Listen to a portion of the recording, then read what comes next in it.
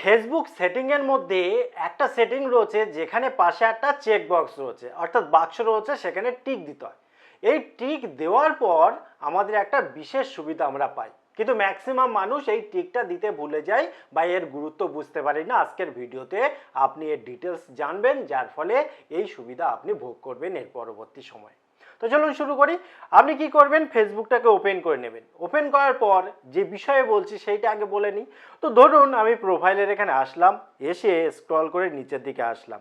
এখানে আমি পোস্ট করে রেখেছি, তো একটা ভিডিও লিঙ্ক আমি দিয়ে রেখেছি। তো এরকম লিঙ্ক আপনার বন্ধু বান্ধব প্রায় দেয়, মাঝে মধ্যেই দেয়। সেখানে বিভিন্ন ধরনের ভিডিও লিঙ্ক থাকে, বিভিন্ন সাইডের, হয়তো ইউটিউবের লিঙ্ক থাকছে, হয়তো অন্য কোনো সাইডে, টুইটার হতে পারে, ক্রোমের হতে পারে, গুগলের হতে পারে, বা টুইটারের হতে পারে, টেলিগ্রামের হতে পারে, মানে বিভিন্ন সাইডের হতে পারে। শুধু যে ফেসবুকের হবে তা তো নয়। এবারে আমাদের সমস্যাটা কি হয়, ধরুন আমি সেই লিঙ্কে যখনই আমি ক্লিক করি, একটা জায়গায় গিয়ে তো ওঠে, এবং সেইটা ফেসবুকের নিজস্ব একটা সাইট থাকে, যেটা আমি ক্লিক করে দেখালাম।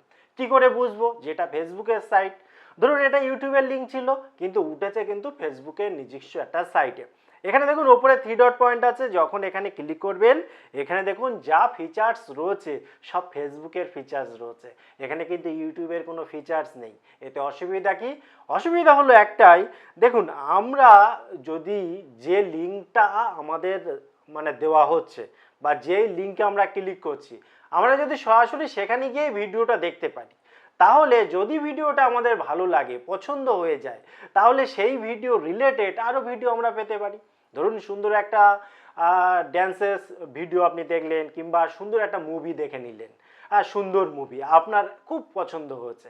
এবারে ধরুন ইউটিউবে যখন আপনি সেই মুভিটা দেখছেন, তখন ওই রিলেটেড মুভি কিন্তু আবার চলে আসবে। কিন্তু যদি এখানে লিঙ্ক ক্লিক করে শুধু ফেসবুকের ভেতরেই থেকে যায়, তাহলে তো আর আপনি পরবর্তী যে সুবিধাগুলো সেটা পাচ্ছেন না। তাছাড়াও আমার বক্তব্য, লিঙ্ক যেখানকার সেখান থেকে দেখাই বেশি ভালো হয় বলে আমার ব্যক্তিগত মত। এবার আপনি যদি চান যেখানকার লিঙ্ক সেখানে গিয়েই আপনি দেখবেন, অর্থাৎ ইউটিউবের লিঙ্ক হলে ইউটিউবে গিয়ে দেখবেন, ক্রোমের লিঙ্ক হলে ক্রোমে গিয়ে দেখবেন, তাহলে আপনাকে একটা সেটিং করতে হবে। সেই সেটিংটা করার জন্য আপনি কি করবেন, আপনার যে ফেসবুকে প্রোফাইল রয়েছে এই প্রোফাইলের এখানে ক্লিক করে দেবেন। তারপর উপর রয়েছে সেটিং, কিংবা নিচেও আপনি এখানে সেটিং অ্যান্ড প্রাইভেসি এখানে যেতে পারেন। যাওয়ার পর সেটিংয়ে আসবেন, একই রকমভাবে একই জায়গায় আসবে। তারপরে স্ক্রল করে নিচের দিকে আসুন, এখানে দেখুন রয়েছে মিডিয়া।